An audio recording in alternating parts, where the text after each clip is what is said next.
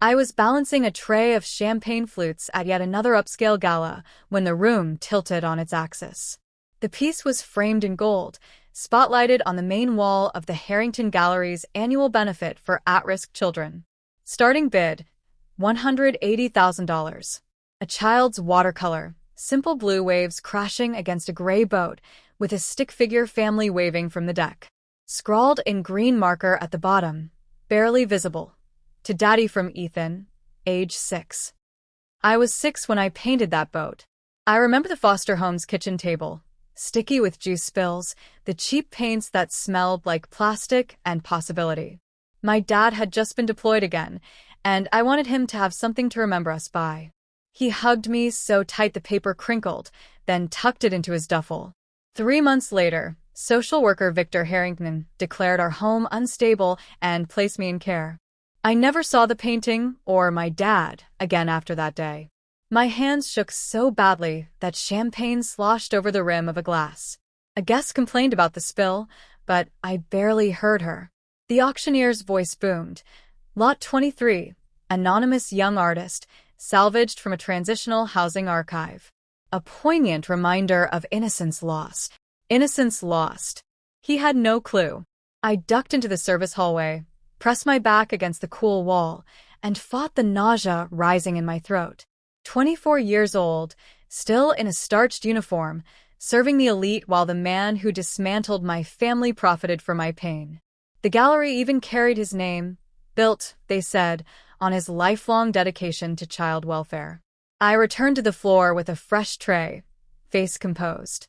Victor Harrington himself approached the beverage station later, silver-haired and charismatic, charming a cluster of donors. He lifted a flute from my tray, without a glance upward, treating me exactly as he'd treated 6-year-old me, an inconvenience to be managed. I waited until the bids slowed, and the crowd dispersed toward the bar. Then I approached him directly. Mr. Harrington, that watercolor, lot 23. I painted it. He turned, eyebrows raised in mild curiosity. I'm sorry. The boat with the family. I made it for my father right before you removed me from his custody. My name's Ethan Reyes. You signed the paperwork yourself. A brief shadow crossed his features, gone in an instant. Son, I've overseen thousands of placements. Kids' project memories all the time. It's signed. Green marker. To Daddy from Ethan. He chuckled indulgently. Common signature for a child's gift. The work was legally acquired through donation channels. Donated by whom? That's privileged information. I discreetly showed him the zoomed photo I'd captured earlier. His composure flickered again. You're confused, and this isn't the venue. Security. A suited guard materialized, escorting me out the side door into the alley's chill. I shouted back just loud enough. Ask him why my name's on it if it's anonymous. Fired on the spot. Worth it. That night, I began researching. Public records, old case files, anything I could access legally. 2 weeks later, I returned to the Harrington Gallery in a rented suit, hair slicked back, carrying a leather portfolio.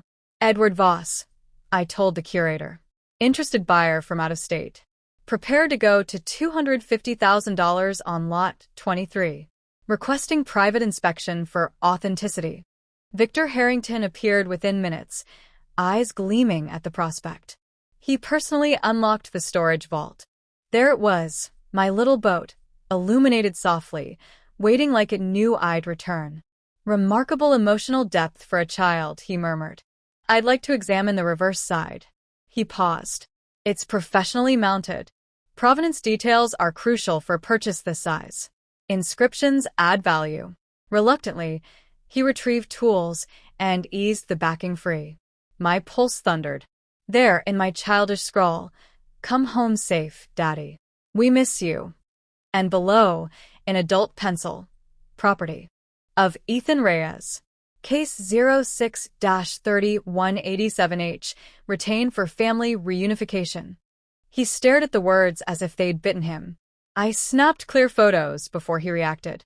You labeled it yourself, I said softly. You knew it was mine. You hoarded it. You sold it. He reached for my phone. I stepped back. For months later, The story broke wide open. Journalist Carla Mendoza's exposé, The Curator's Collection, detailed how Victor Harrington had amassed his renowned gallery with artwork confiscated or archived from children under his supervision. 15 of us came forward, recognizing our own pieces on those pristine walls. The courtroom became a gallery of our own, framed finger paints, marker drawings, clay figures, each bearing our young signatures. Jury deliberation, 3 hours. Guilty on multiple counts of embezzlement, theft by deception, and abuse of authority. The judge mandated full restitution and return of all identified works. A package arrived at my apartment 8 weeks later. My boat painting, plus a folder of every sketch I'd made in care. Tucked inside was a folded letter in my father's handwriting, faded military stationery. If anyone finds these, please get them to my boy Ethan. Tell him his old man fought to get him back until the day I couldn't anymore. I never stopped. He died in action the year I turned 9. Harrington had suppressed the dependency claims.